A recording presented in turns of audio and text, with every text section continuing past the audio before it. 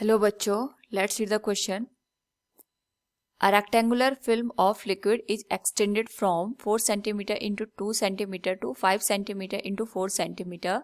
If the work done is 3 into 10 raised to power minus 4 joule, the value of the surface tension of the liquid is, here we have given 4 options.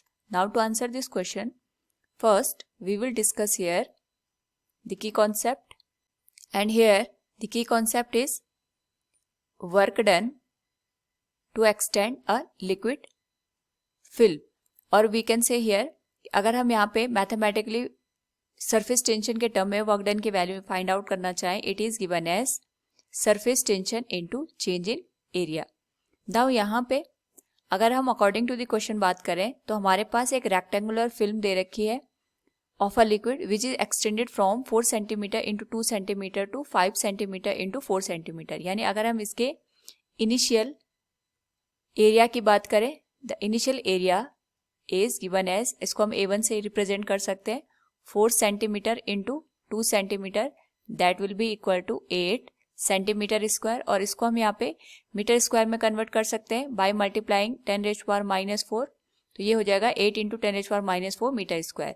हमने इसको यहाँ पे extend किया तो इसका जो final यहाँ पे एरिया है, अगर हम फाइनल एरिया की बात करें, it is given as A2 and it will be 5 centimetre into 4 centimetre which will be equal to 20 centimetre square, और इसको हम यहाँ पे लिख सकते हैं 20 into 10 raised to power -4 metre square.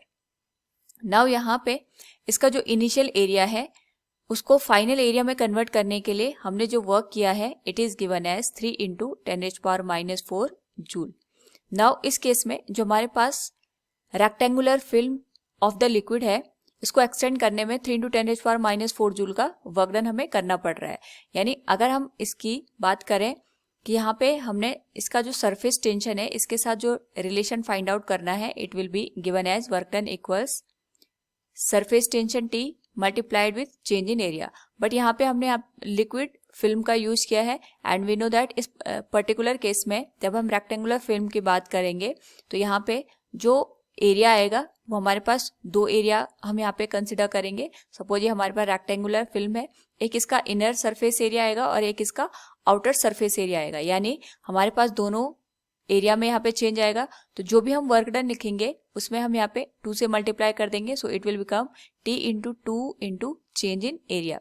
So from here the value of surface tension will be work done divided by 2 into change in area, that will be del A. जो work done की value है it is 3 into 10 raised to power -4 joule के बराबर है, divided by 2 into change in area अगर हम बात करें तो it will become A2 minus A1. Now यहाँ पे अगर हम वैल्यू पुट कर दें, this whole value will become T equals 3 into 10 raised to power -4 divided by 2 into 20 minus 8 into 10 raised to power -4. 10 raised to power -4 से 10 raised to power -4 cancel हो जाएगा and the value of surface tension will B 3 divided by 2 into 12. Now it will become 3 1 जा 3, 3 4 जा 12, ये हो जाएगा 1/8, और 1/8 की जो वैल्यू निकल के आएगी of the surface tension, it will be 0.125 newton per metre. So from the given question we can say हमारे पास जो रिक्वायर्ड वैल्यू है सरफेस टेंशन की for the given condition, it will be 0.125 Newton per meter. Option D will be the correct one. Hope all you understood it. Thank you and best of luck.